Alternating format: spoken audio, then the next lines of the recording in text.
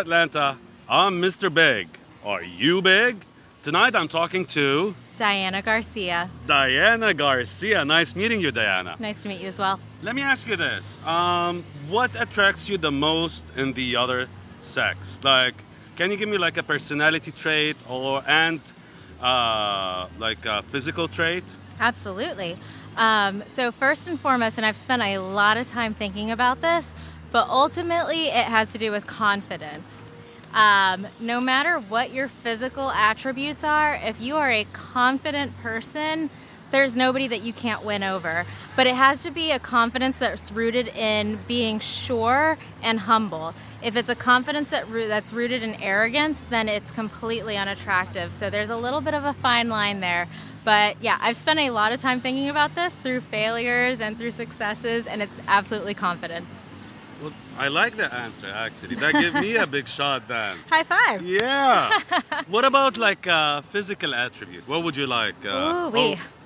So I've noticed this. Like, I think that societally we've seen such a popularity in the tall man, right? You know, I'm looking for a man in finance, 6'5", whatever, right? Like, that's a big trend. So we're looking towards the tall man. But when we look at our short kings, I think it is.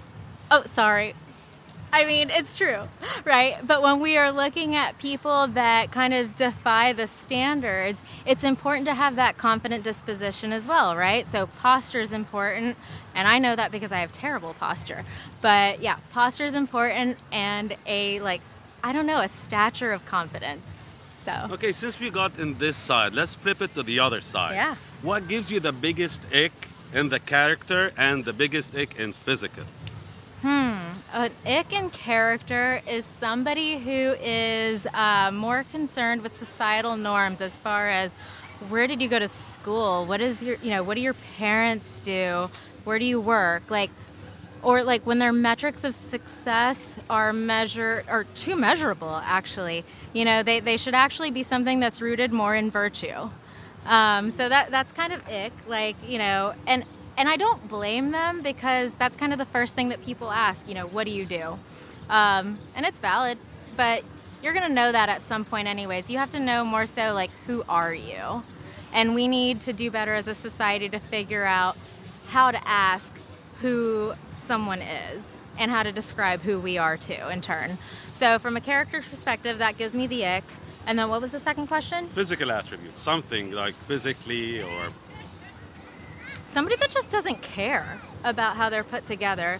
I'm so sorry. I know we're not supposed to judge, on the outward appearance, but if you dress like a slob, I'm going to assume that you really don't put a lot of effort into all the other aspects in your life. So I think you have to have a certain element of composure to you. So do you think also that goes along with the women? Like the way Yes. you look gives a certain image to you? Absolutely. So for all of the guys that say, well, she looks... I'm sorry to say, but she looks like a slut. Or she looks like I don't know what a slut should be looking like, but we all know, kinda. Mm-hmm. So do you think that also affects the way people would look at them or approach them? I think that sentiment affects both sexes. I think that that it is important to carry ourselves with dignity. We both fall short sometimes. We want to promote ourselves and the attributes that we think that will attract people because we're desperate for connection.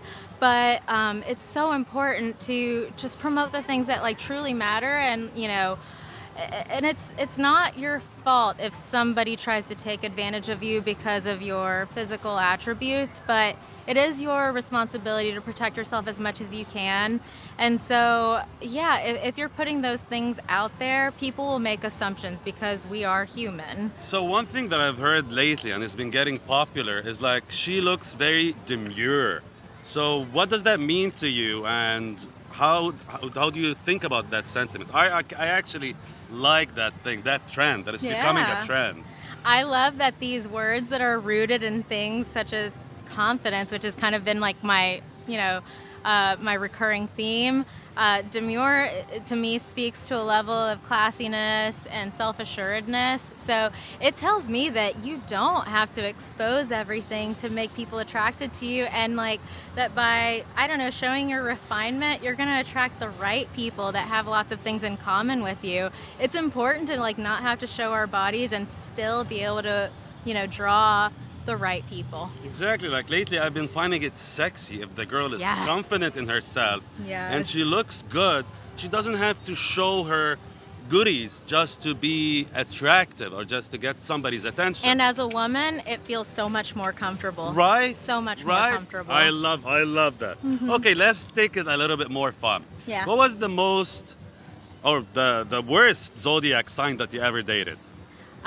Okay, so I don't believe in zodiacs because I believe in Jesus Christ, and I feel like, giving anybody else or anything else, the credit for the outcome of your life is sinful. So I am going to choose to pass on that question. Nice. I don't mind that. I don't mind that Yeah. actually. I'm not a big believer in zodiac signs either, but yeah, But- a lot of people actually take that into consideration when they date somebody. And I've been talking to a lot of people. They be We telling got to me, get "Oh, away from that. We got to look with our eyes. We have to look with our eyes. We have to ask the questions. We can't just make assumptions on, dates that people were born on. I mean, that sounds so arbitrary and stupid in my opinion. Get to know the person and make your assumption or make your determination based on what they tell you. cool. Okay, let's take it to another level. Yeah. Have you ever seen a ghost, a spirit? There's Do you believe evil in spirits all demons and around us. angels? Absolutely. There's evil spirits all around us, and it's up to us to just protect ourselves from them. So lately, been hearing a lot about exorcism, especially with a movie that popped out in Netflix. Have you ever experienced anything like an exorcism or felt something? And why would somebody be possessed? Let's say, what would let him be possessed or let her be possessed? So I personally have never experienced anything like, in the occult in terms of like possession. But I know my grandmother had, she, members of her church, had become open to possession, and she participated in some exorcisms. So I know that they are real. I know that they exist. I trust my grandmother. And I think that we allow them to enter through just being open-minded towards them. They are real, and we have to close ourselves off, otherwise we become exposed. So it's just a matter of choosing the light, staying focused on what is good. What do you think they want from us? Like, I've heard a lot about spirits possessing you. Why? What do they need from us? Like, they're free, aren't they? They can roam in whatever realms they can realm in. They want our damnation. What do you mean? Can you explain that? Yeah. So if we really want to go there, Satan was cast out of heaven. Lucifer was cast out of heaven because he rebelled. He wanted to be God. He wanted to be number one. And when he, when he introduced temptation into the minds of other angels, God cast him out. He said, I know the right way to live. I know what's going to be best for everyone. And you are subjecting people to a life of perdition and damnation and evil. So he cast him out. And Satan absolutely hates it that we on earth have the opportunity for redemption through the blood of Jesus Christ, who came and died for us on the cross. He hates it because he has no chance of ever getting back in good graces with God the Father, but we do because of Jesus' So we're crucifixion. the vessel for them to go back to God? No. They will never go back to God, but we can, and he hates that we have the opportunity. Think about it in terms of like you at your job. If your boss hates you, you have no chance of promotion, but you are still working there day in and day out, and you see new people, interns, come in, and they have a fresh chance, and they mess up, but the boss still allows them to like prove themselves and to have the opportunity to get promoted. You're going to be really jealous. You're going to want to make them fail. You're going to want to keep them down and let them believe that their boss is so awful that what they do is never going to gain his affection. And that is exactly what Satan wants from us. He wants to think that He wants us to think that we are so far from God and that God hates us so much that we will never earn our salvation. And so that is why he has introduced evil into this world, and he wants us to fail. He wants us to succumb to it so bad, and he wants us to not see that sun and that light and God up in the sky, and to think that we don't have an opportunity to earn our eternal salvation. And so it's just so important that we ignore that.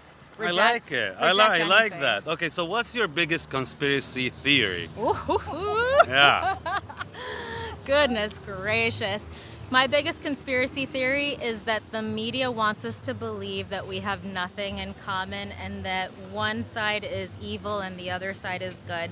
And I think that is the biggest misconception. I think that we all want each other's best interest. I think that we want freedom to make our own decisions. I think that we want this country to be protected, and that we want our families and our friends and our community to be taken care of before we start extending to other parts of the world. Like, it's not mutually exclusive. It is this and that, but it's this before that. Nice. I like your answers, actually. Thank You're you. awesome. Thanks. Let me ask you this. Have you ever had a wild dream or like a really weird dream? What was that dream about? You know, I don't dream much. I sleep really deeply. Really deeply. Nice. Like, yeah, I sleep Is that really a good well. sign or a bad sign? Dude, I don't know, but I love it. I wouldn't trade it. Yeah, I hear you. Yeah. Final question. Yeah. If your love life had a theme song, what would that song be? Oh, oops, I did it again. Oh, oops, I did it again. Y'all, I have so much wisdom, but I don't, like, I'm not good at following it. You're awesome. Thank you. What is your aw- name? I'm Joe. I'm Joe, very I call nice to Joe, meet and this you. is. Thank you Thank for that. you. You're awesome. Yeah. So, I'm Mr. Big, and this is Certified Big.